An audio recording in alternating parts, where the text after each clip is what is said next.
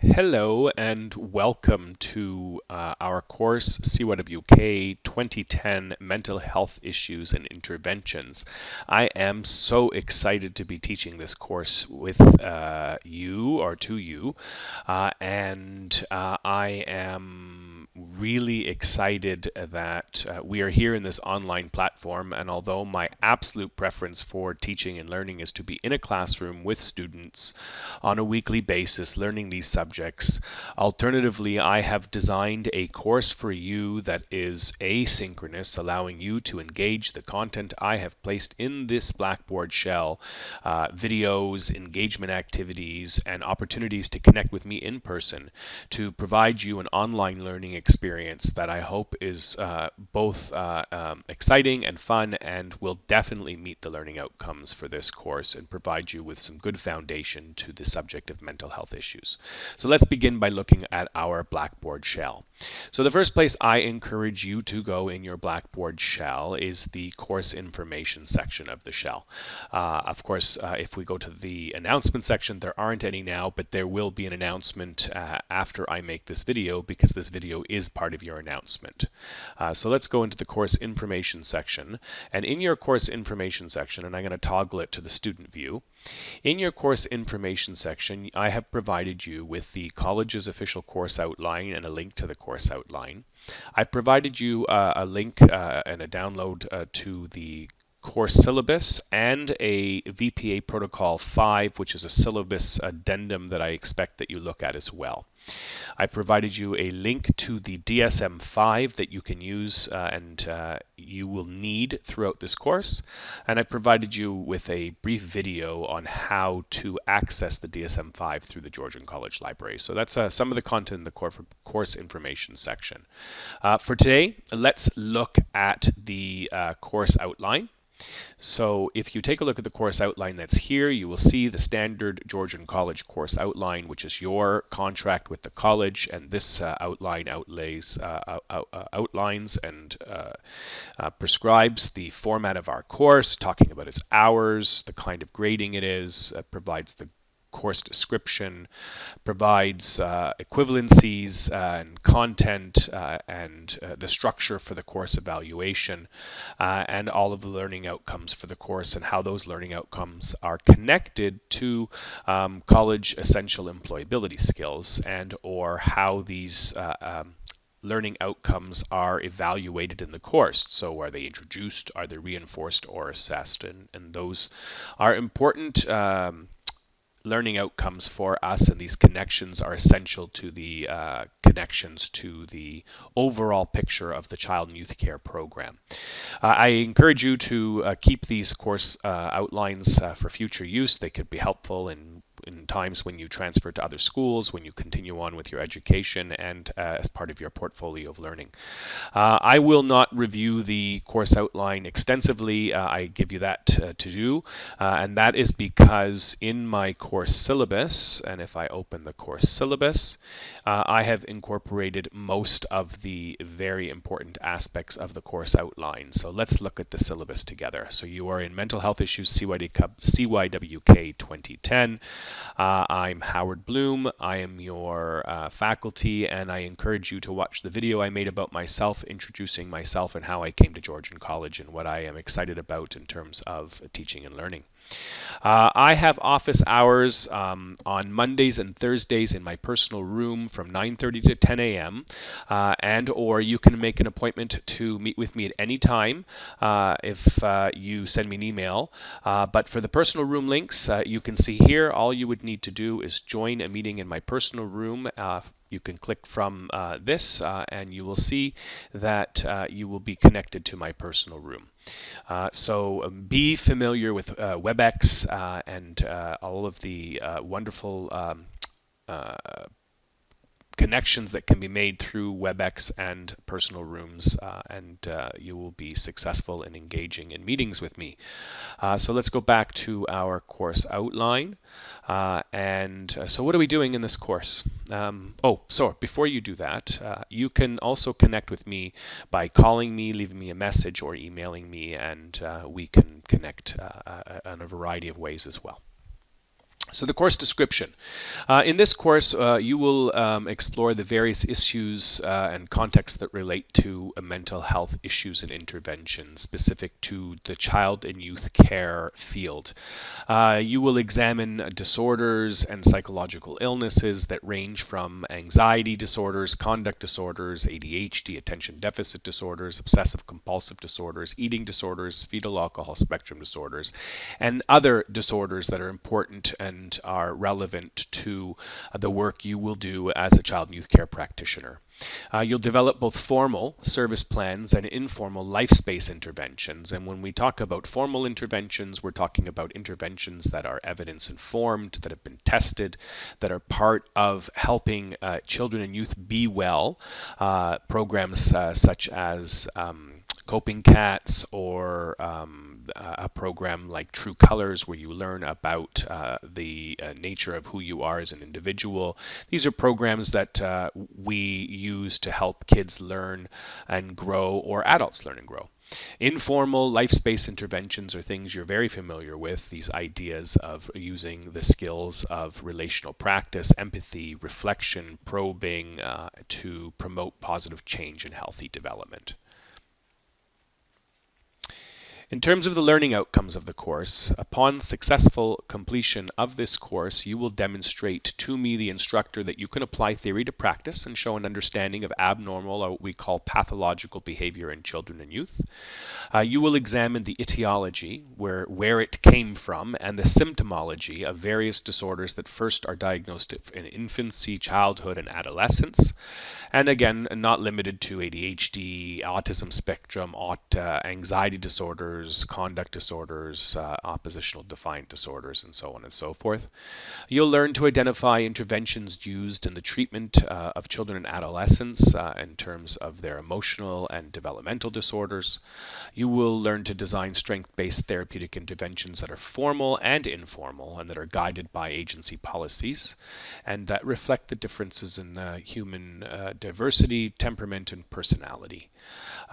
I really want to help you focus on creating a safe environment, particularly when dealing with individuals who are having a difficult time, or what we call pathological or aggressive behavior.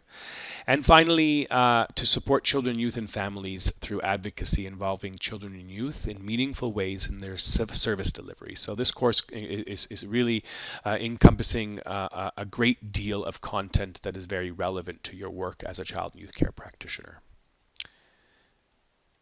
The required text for, or reading, the required reading for the course is Child and Youth Mental Health in Canada, Cases from Frontline Settings. This book is a book that is to complement your work in this course, providing you with a rich content in context of where child and youth care practitioners work, and case studies that can complement the variety of subject areas that we have. It is rich in strategy and in case study, and it complements the DSM, which is also required as part of this course. The DSM, as you can see in my course outline here, is available through the Georgian College Library as a psychiatry online database. And to complement your reading, finally, you can, of course, access the book I wrote on To Live and Learn with Neurological Conditions.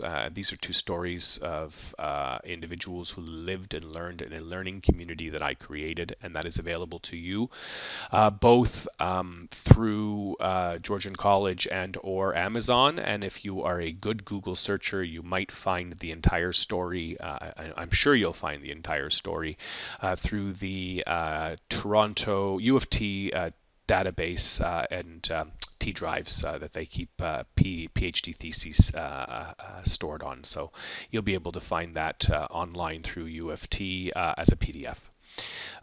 As we continue on here, you'll see that we have moved as a group of academics, you included, to the APA 7th edition as a source and sourcing protocol for the course. And if you need support, you can visit the Georgian College Library to get information about APA 7. For this course, we have 40% assignments and 60% tests, as you can see here in the syllabus. For your tests, there are 3. They're each worth 20%. They are to be done online. You can see here that I've given you a few days when they are available to when they need to be completed.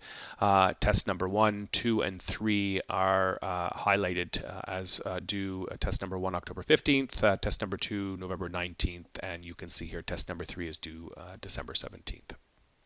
There are 3 assignments for this course. Assignment number 1, worth 15%, due November 1st, which is a review of literature. And as you can see here, there's an extensive, detailed summary of this assignment that I will review with you in a separate video. Assignment number 2 is a formal intervention assignment worth 15%. Again, the details of this assignment are in your syllabus, and I will review those details in a separate video. And assignment number 3 is an engagement and relational learning assignment, which is a cumulative assignment due on December 18th, 2020. And again, the details of this assignment are highlighted here, but what I want to point out and I will point out that this assignment will be detailed in a separate video, but that my personal room is available to all students in this course Mondays and Thursdays below from Mondays 10:30 to 11 by clicking the join meeting link. And as you can see again, it takes you right to my meeting, or you can access me on Thursdays from 9:30 till 10 a.m. for this particular assignment number 3, which is an opportunity for you to connect with me and bring to this meeting subject areas such as questions about assignment number 1, questions about assignment number 2, or questions about any topic that's specific to this course and important for you to learn more about. And this is an opportunity for you and me and other students to get together to meet. If these times don't work for you, then you can email me and set up another time, and I'm happy to meet with you at any time. So as we continue on here, you can see I provide you with my week-to-week content.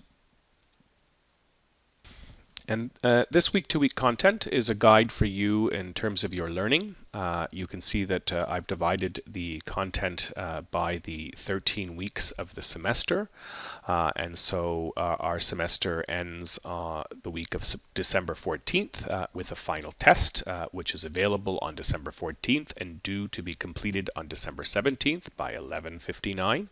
And you also have an assignment 3 due on that particular week on December 18th. And if you go through the week-to-week content of my syllabus, you'll see that I provide you with the course information that is required for you to learn that week or review that week. In this particular case, I'll show you week 1. We're going to review the syllabus and the course outline, which is what this video is. We'll talk about class etiquette, which is in the course syllabus. I will introduce to you the mental health issues in the human services and talk about abnormal behavior, the DSM, and the history of mental illness. And if you review my PowerPoint, you'll see that that's covered there, and treatment as well. And I encourage you to read chapter 1 and 2, and then I connect what we're learning back to the original course learning outcomes that are at the beginning of your course outline or course syllabus. So if we go back to where we were in week 1, you can see that in week 2, which starts September 21st, we move into a subject area, anxiety disorders. I provide you with what would be your readings, the main subject areas such as anxiety disorders, phobias, and separation anxiety disorder, and so on and so forth. And I follow this pattern week by week, highlighting to you when you have tests and when they're due, highlighting to you when you have assignments and when they're due, and we will go through each subject area on a week-to-week basis. If I link you back to your Blackboard shell, you can see that this connects very synergistically to the course outline. If we go to week 1, you'll see there's a video that I posted about me, and in addition to that, I've got a 2-part video on the first lesson. So this is me talking about important concepts of the course, and then the PowerPoint that matches that, which you can use on your own, but you don't need to if you just watch these 2 videos. is also attached for you to take the time to make your notes. And then I've linked a number of videos, and in this particular week, Sigmund Freud, Pavlov, Watson, and Skinner, and Maslow's hierarchy of needs are highlighted for you in really exciting, interactive, and interesting videos, because it's not really great that you listen to me all the time. You should have an opportunity to learn from some other places and some other professionals who put together some really amazing material for you to review.